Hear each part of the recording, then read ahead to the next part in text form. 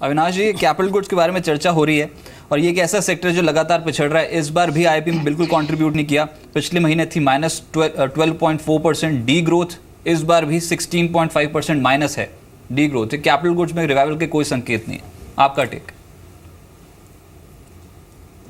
आई think Rajat, numbers तो काफ़ी disappointing है कैपिटल गुड्स के और लगातार 2 महीनों से नेगेटिव ग्रोथ आया है। हमको लग रहा है कि शायद आने वाला quarter, that is second quarter, जुलाई टू सितंबर में भी हो सकता है कि जो ऑर्डर विन और जो ऑर्डर एग्जीक्यूशन है वो काफ़ी तकलीफ वाला समय हो सकता है overall broad frontline capital goods sector के लिए। और ट्यूसडे को हमको लग रहा है कि ये सेक्टर जो है यहाँ पे डेफिनेटली थोड़ा बिकवाली का प्रेशर आपको देखने को मिलेगा। I think overall definitely manufacturing में 0.9% का ग्रोथ काफ़ी अनअट्रैक्टिव लग रहा है। वीरेंद्र जी, एक और बड़ा सवाल है, अगर हम देखें आरबीआई गवर्नर को लेकर, जिस तरह से ब्याज दरों में कोई बदलाव नहीं किया गया, इस बात को लेकर आरबीआई गवर्नर की लगातार आलोचना भी होती रही है कि ब्याज दरें कम नहीं हो रही हैं जितनी ज़्यादा होनी चाहिए। लेकिन क्या आपको लगता है कि एक बहुत ही दूरदर्शी सोच है आरबीआई गवर्नर का और यही वजह है कि महंगाई को कहीं ना कहीं ध्यान में रखते हुए उनका जो भी हाल का कदम है, अब जो अभी पॉलिसी आई है उसमें कोई बदलाव नहीं किया गया?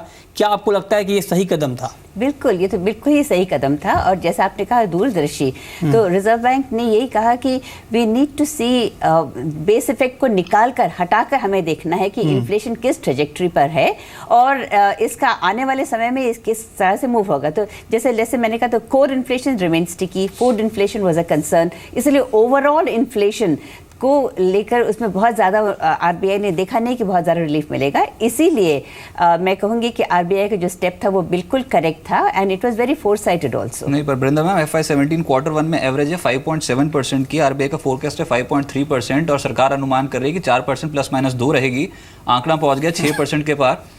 और अब आरबीआई के पास कितना स्कोप है कि रेस्ट ऑफ द ईयर में वो ब्याज दर में कटौती करे? नहीं, जब इन्फ्लेशन का डेटा जब देखें तो उसमें हाँ, the scope is very limited.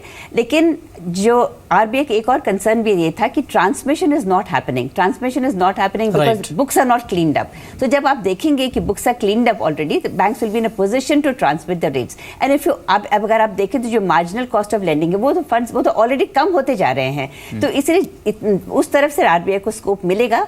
जब इन्फ्लेशन भी सस्टेन्ड मैनर में नीचे आने लगेगा तब RBI will be in a position to cut rates, and I believe that maybe there is scope for another 25 basis point cut going forward, not right now, maybe another quarter उसके बाद। Avinash, in fact consumer goods की growth ठीक है, 1.1% से बढ़कर 2.8% है। Consumer durables 5.6% की growth, marginal dip देखने को मिल रहा है। ये सेक्टर क्या लगता है अब, क्योंकि आने वाले समय के लिए फेस्टिवल सीजन की भी बातें शुरू हो जाएंगी, तो बेट लगा सकते हैं consumer durable consumer goods sector पे मार्केट्स?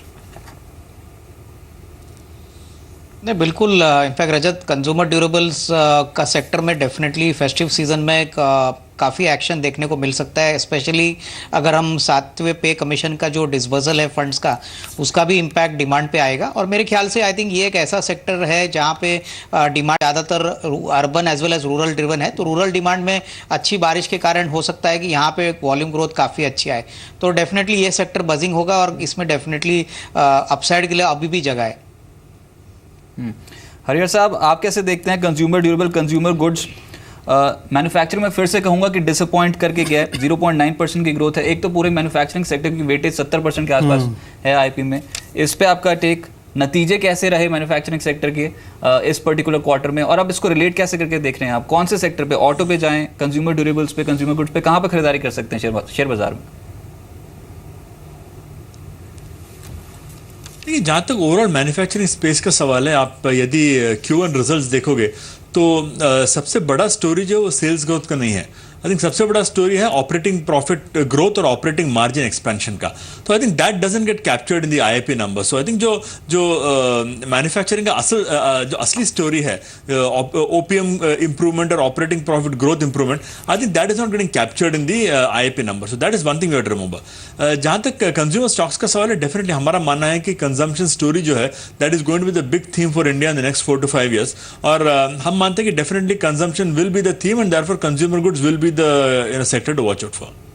ओके वृंदा जी, काफ़ी महत्वपूर्ण बात यहाँ पर इन्होंने कही है। लेकिन मेरा आपसे ये सवाल होगा कि जिस तरह से हम बात कर रहे हैं आईआईपी के मोर्चे पर अच्छी खबर आई, ग्रोथ बढ़ी है, लेकिन ओवरऑल आपको अगले 6 महीने का अगर रोड मैप हम देखें इकोनॉमी को लेकर, तो आपको कैसा दिखता है? एक सेंटिमेंटल बूस्ट आया है पॉलिसी लेवल पे, जीएसटी क्लियर हुआ है, और जिस तरह से ये आंकड़े हैं, मानसून काफ़ी अच्छा है। मतलब अगर हम देखें तो इकोनॉमी के लिहाज से काफ़ी अच्छी खबरें हैं, 2-3 खबरें हैं मार्केट में। तो ओवरऑल 6 महीने का रोड मैप आप क्या देख रही हैं? हाँ, बहुत ही अच्छी, many positive news is come. एक तो जैसे आपने कहा जीएसटी का, फिर बैंक्रप्सी कोड पास हुआ है, ईज ऑफ डूइंग बिजनेस में इम्प्रूवमेंट आया है, कंपनी कॉर्पोरेट रिजल्ट्स जो आ रहे हैं उसमें भी काफ़ी प्रोग्रेस है, और जो बैंक्स का cleaning up of balance sheet जैसे जो मैंने पहले भी कहा था, तो उसमें भी इम्प्रूवमेंट है। सो इसलिए ये सब देखकर there is a lot of positive news and positive sentiment about India. तो इसलिए नेक्स्ट, लेकिन देखिए जो रिवाइवल की हम बात कर रहे हैं, investment led, capital goods led, manufacturing led, इसका जो है टाइमलाइन लंबा होता है, इसका कोई 18 to 24 मंथ्स लग सकता है इसमें। इसलिए ऐसा नहीं कि नेक्स्ट 6 मंथ्स में ही ये रिजल्ट दिखेगा, लेकिन डेफिनेटली नेक्स्ट 1 ईयर में जब हम देखेंगे तो अगले साल when we sit and talk about this, आप we will be really smiling, और इसमें इम्प्रूवमेंट देखेगा। लेकिन मुझे लगता है कि थोड़ा समय लगेगा, सो मे बी 1 साल तक, 12 मंथ्स तक लग सकता है। वृंदा जी, एक छोटा सा कमेंट आपका चाहूँगा, क्योंकि थोड़ी बारीकियाँ आ गई हैं इन्फ्लेशन फिगर्स की, तो वो मैं डिस्कस करना चाहूँगा। कंबाइंड फूड प्राइस इन्फ्लेशन जो है वो 8.35% है, 7.79% से, तो ये बढ़ा है, 8.35% पे पहुंची है food price inflation. Rural inflation यहाँ पर इजाफा देखने को मिला है, ग्रामीण इलाकों में जो महंगाई है वो 6.66% पहुंची है, 6.29% से बढ़कर, और अर्बन इन्फ्लेशन पे भी इजाफा है 5.39%। तो सभी मोर्चे पे हाँ, इन्फ्लेशन ये बात रजत ने जो बताई है काफ़ी महत्वपूर्ण है कि जो रूरल इन्फ्लेशन है उसमें इजाफा हुआ है, और चूंकि अब पे कमीशन का इम्पैक्ट देखना होगा, तो ऐसे में क्या आपको वृंदा जी लगता है कि ग्रामीण इलाकों की जो महंगाई है वो आगे और भड़क सकती है? ग्रामीण इलाकों का अभी तो देखिए, let the monsoon data get more clear, क्योंकि अभी जो मेन सोइंग होता है वो अभी इसी पीरियड में होता है। तो और जो अब तक जो डेटा आया है उससे ये तो लग रहा है कि इम्प्रूवमेंट है सोइंग में, एंड एग्रीकल्चर में थोड़ी हमें ट्रैक्शन देखने को मिल रहा है।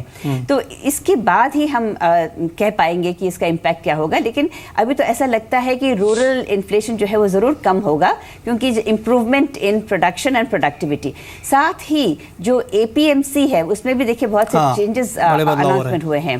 तो इसलिए उससे भी लगता है कि जो अपना जो डिस्ट्रीब्यूशन चैनल है, जो चेन है, उसमें भी number of intermediaries will be cut down. लेकिन आप मैम पे कमीशन का कितना इम्पैक्ट देख रही हैं? पे कमीशन का बहुत इंपॉर्टेंट नहीं, पे कमीशन का सिर्फ महंगाई पर ही नहीं, पे कमीशन का तो सिर्फ डिमांड पर भी है ना। एग्जैक्टली, हाँ। तो इसका तो हर पे कमीशन पे हम देखते हैं कि इसका कंजम्पशन पे डायरेक्ट इम्पैक्ट होता है, तो इससे कंजम्पशन तो जरूर बढ़ेगा, लेकिन साथ में because if industry is going to grow, तो साथ में प्रोडक्शन भी, सप्लाई साइड से भी इम्प्रूवमेंट होगा। इसलिए ज़रूरी नहीं कि 1-on-1 इमीडिएटली इसका इन्फ्लेशन पे इम्पैक्ट हो, इसका डिमांड पर ज़्यादा इन्फ्लेशन इम्पैक्ट होगा, और मुझे तो लगता है इन्फ्लेशन पे होगा, लेकिन उतना ज़्यादा नहीं। अविनाश, आपके आखिरी कमेंट्स। हल्की बढ़त आईपी के आंकड़ों पे है, महंगाई बढ़ गई है यहाँ से, 7वें वेतन आयोग का इम्प्लीकेशन अभी हमने देखना है आने वाले समय के लिए, मानसून के बेहतर आंकड़े हैं उसका भी इम्पैक्ट शेयर बाजार पे होगा। शेयर बाजार के पर्सपेक्टिव से ये आंकड़े कैसे नजर आते हैं? आखिरी कमेंट आप।